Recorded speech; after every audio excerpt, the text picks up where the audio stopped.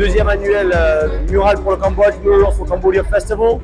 Et à ma droite, derrière moi, nous avons des internationaux de Suisse, basés en Thaïlande, en Suisse, et Tones, cambodgien suisse, il vient depuis 2007. Donc on a une production du EDK Crew. À l'intérieur de la FT Gallery, on a une exposition. On a invité 18 artistes internationaux et locaux pour faire des murals dans toute la factory. Et juste avant ça, on était allé à Chip Hat Korkong peindre 5 murals à l'école de Chip Hat pour 360 enfants, tout le village. Donc voici l'occasion de se retrouver tous. Et là, il y a 3 jours de festival. On a commencé hier, aujourd'hui et demain. Concert gratuit, art, couleurs, gathering. Mon sentiment sur cette deuxième édition, c'est ça fait vraiment plaisir de voir que la plateforme, parce qu'au final c'est une plateforme où il y a plus de gens, plus de Khmer, plus de gens un peu partout qui viennent et qui s'intéressent à l'art, parce que c'est les endroits où il n'y a pas encore beaucoup de parcs à Phnom Penh. On est dans la renaissance depuis une dizaine d'années. Là c'est la deuxième vague qui vient, donc on la sent vraiment. Et certains de ces artistes aussi, c'est la première fois qu'ils viennent au Cambodge. Il est déjà venu lui, mais c'est tous des ambassadeurs un peu de leur pays. Mais après quand ils repartent avec des images, ils ont leur gros following, donc je suis content qu'on puisse récupérer notre narrative de manière globale et localement. Donc on continue à poser les petits Legos et à créer ce pont entre communauté et artistes. Un peu tour de la galerie. Allez, suivez-moi. Donc ici on a la nouvelle collection. Voilà Sokeng. Sokeng, un des jeunes born and raised Khmer. Un des rares qui est issu vraiment du graffiti pur, lettrage, etc.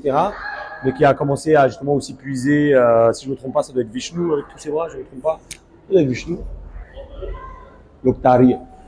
Et donc, bref, nous avons Sokeng ici, avec sa série. Nous avons Pap Song de Singapour, parce que le dernier show qu'on a fait en avril, qui est derrière vous, nous avions Pi du Myanmar, on a ramené tous les artistes de la région. Donc le but, c'est de faire aussi de Phnom Penh, un cultural hub, un centre de l'ASEAN où des gens de partout dans le monde se rencontrent et où on échange un échange de culture.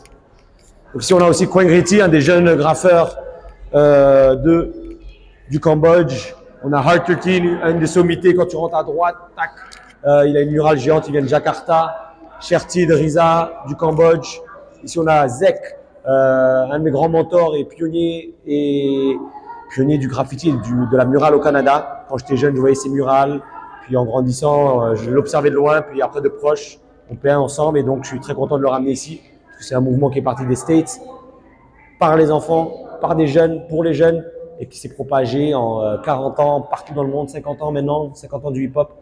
Donc, avoir un pionnier comme Zek, première fois en Asie, première fois au Cambodge, c'est assez symbolique personnellement pour moi et pour la culture. Pour la culture, for the culture! Ici, on a Tones, qui revient constamment. Et puis, l'an dernier, on a sold out ses œuvres. Et il revient pour une des scènes, si vous habitez au Cambodge, vous verrez souvent ces scènes. Donc, il ramène des scènes de la rue. Celle-ci, je suis particulièrement fan aussi.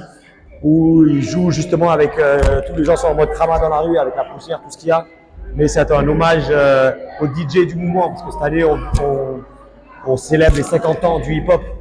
Et qui est une culture universelle, qui s'est propagée encore une fois partout dans le monde, adoptée par tous les jeunes et tous les moins jeunes, maintenant que ça fait 50 ans. Et donc, il a joué avec des portraits de chaque DJ Kool Herc, etc., en mettant des références cambodgiennes. Voilà. Venez, suivez-moi. Imagine ici ces œuvres.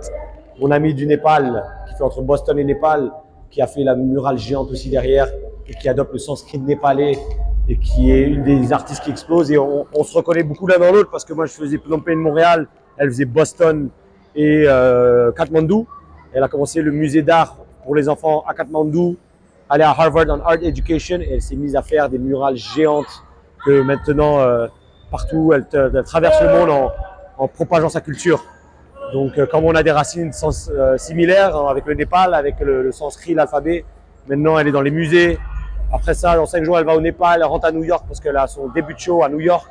Donc, c'est un honneur d'avoir quelque chose de si sacré comme chacun de ces artistes qui peignent de leur soul. Donc, au final, C'est un musée à ciel ouvert à Factory Phnom Penh. Et le but, c'est chaque année, on incube ici, mais on propage ça dans notre petit royaume du Cambodge, petit village par petit village, ville par ville. On a fait Battambang au début de l'année. Et je suis content de voir de plus en plus de jeunes. Parce qu'au final, inconsciemment, moi, je suis tombé là-dedans quand j'étais petit. Parce qu'il y a une scène assez solide. Et donc, ça a été juste naturel de continuer. Il faut que la roue tourne. Il ne faut pas inventer la roue. Donc, là, ce soir, on aura Tones, la murale. C'est lui qui nous a fait notre identité visuelle cette année. Chaque année, un artiste fait l'identité visuelle. Donc, et ce soir, vous allez venir là et voir. Et on a même la télé hollandaise qui est sur place pour couvrir l'événement. Et bientôt, vous aurez la crème de Phnom Penh, ce que l'hip-hop a de mieux à offrir ce soir.